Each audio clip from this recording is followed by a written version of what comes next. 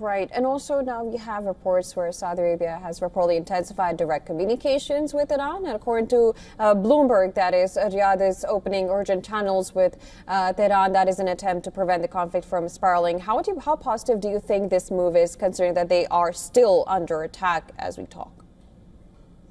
I think it's a very positive move, to be honest with you. It signals that Riyadh is wanting to de-escalate. They're reaching out to to Tehran and wanting to open talks, obviously for their own survival. But we're also looking at missile attacks on the Strait of Hormuz, through which 20% of the world's oil supply is transported, and it's very vulnerable. Also, desalination plants in the region.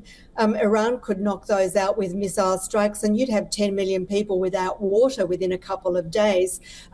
Extreme panic would ensue. The Saudis are being pragmatic. They want to talk to de-escalate, keep the money flowing as the oil flows through to their customers, and stop the war. Nothing wrong with that. And of course, since you've covered war in West Asia, how would you assess Iran's capabilities in this particular war, considering the fact that Israel have been claiming to have destroyed most of Iran's air defenses and majority of its missile launchers, and we've heard the same from Trump? Well, we heard that Iran's nuclear program had been totally obliterated in June last year in a 12-day war that both countries together acquitted against Iran. And now suddenly they're an imminent threat. We've got to go against the nuclear installations again. It's either total obliteration or it's not. So we're hearing a lot of rhetoric. We also can, I think, pretty much take it as written at this stage that Israel jumped the gun. America and Iran were still in negotiations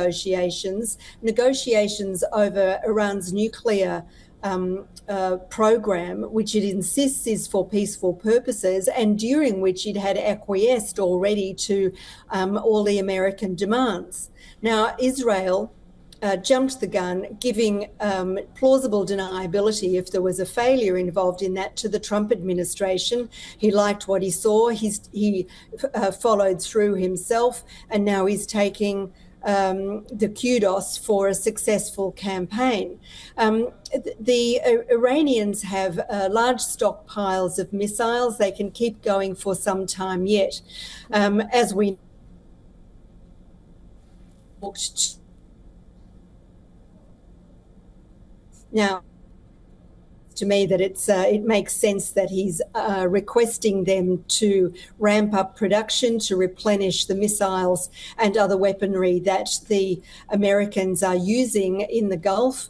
But it also signals to the Iranians a desire and an ability to keep going if you don't do what we say. So, there's a lot of argy-bargy and rhetoric on both sides, but I think that if both sides decide that they can continue with this, then the war will last some time yet, perhaps some weeks, if not months.